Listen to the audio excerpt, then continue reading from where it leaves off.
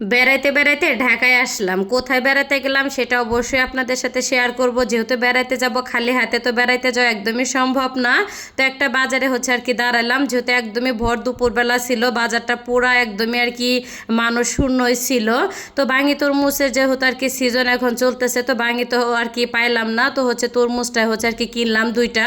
তো কেনার পরে তো গাড়িতে উঠে তো আবার আর কি রওনা দিলাম বেড়ানোর উদ্দেশ্যেই। আর দুই পাশে পরিবেশটা এত ভালো লাগতেছিল, একদমই সবুজ আর কি ঘেরা ধান ক্ষেত, আর ধান ক্ষেত অনেক অনেক ভালো লাগতেছিল, আর এত সুন্দর বাতাস ছিল। আর আমার কিন্তু অটোতে বা রিক্সায় চড়তে কিন্তু খুবই খুবই ভালো লাগে। আর যেদিন গ্রাম থেকে আর কি ঢাকার উদ্দেশ্যে আমরা রওনা দেই, ওই দিন আমার বড় মেয়েটার মনটা অনেকটা আর কি খারাপ থাকে। দেখা যাচ্ছে কান্না করতে করতে আর কি বাড়ি থেকে আসে। তো গ্রামের বাড়িতে গেলাম, আর ছেলে মেয়ে আর কি অনেক অনেক আর কি তো খুশি থাকে।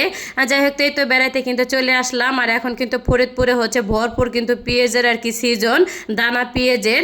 আর এই দেখেন কত বড় বড় আর কি পেঁয়াজ হয়েছে। তো আসার পরে দেখলাম যে বাড়ি ঘর পেঁয়াজে আর কি ভরা।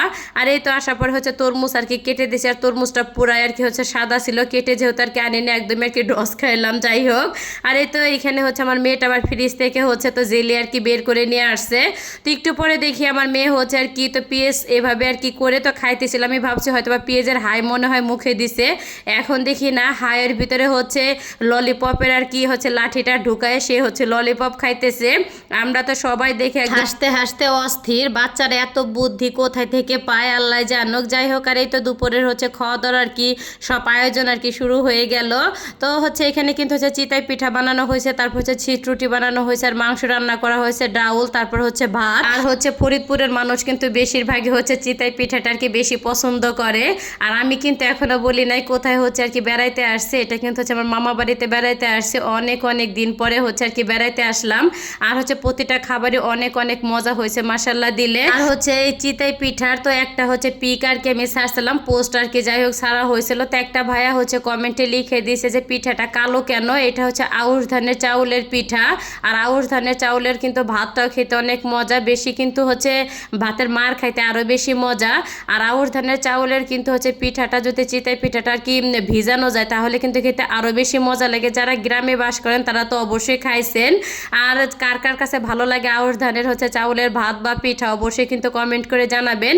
তো আমরা মনে হয় যে 2.5 থেকে মনে হয় 3 ঘন্টার মতন আর কি ছিলাম। যাই হোক, এই তো বেড়ানো কিন্তু আমাদের হয়ে গেছে। সবার কাছ থেকে আর কি বিদায় নেওয়ার পালা। তো সবার কাছ থেকে আর কি বিদায় নিয়ে তারপরে আর কি চলে গেলাম রাস্তায়। আর এই তো যে উঠান ভরা কিন্তু আর কি দানা ছড়ানো, বললাম এই তো যে দানা পেঁয়াজের আর কি বতর চলতেছে। আর এই যে অটো আর কি চলে আসছে, আমরা সবাই আর কি অটোতে উঠে পড়ছি।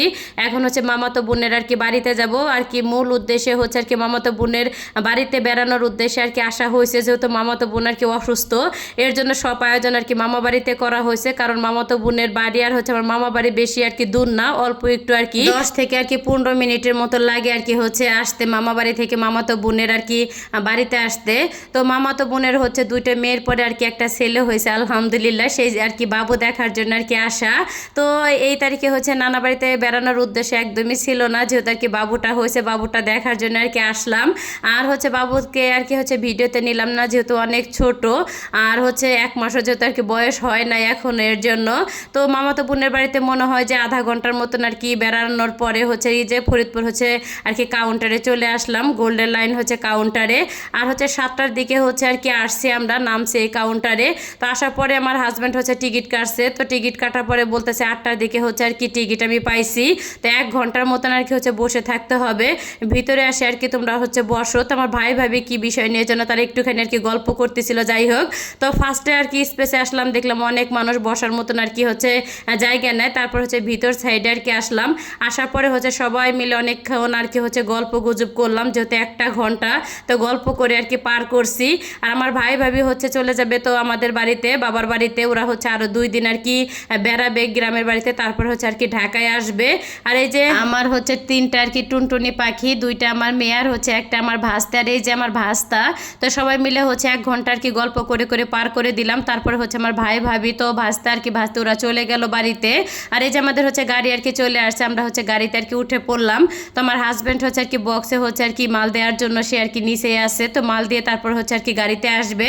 আর এদিকে আমার মেয়ে তো কান্না করতে করতে একদমই অস্থির, কারণ গ্রামের বাড়িতে আসলে তার বাবা আমাকে এক পলকে সে চোখের আর কি আড়াল হতে দেয় না, এমন একটা অবস্থা করে। তো বাড়িতে আসার পরে তো এই তো আমাদের ছিটে আর কি হচ্ছে বসে পড়লাম। তো আজকের ভিডিওটা কেমন লাগলো সবার কাছে অবশ্যই কিন্তু কমেন্ট করে জানাবেন।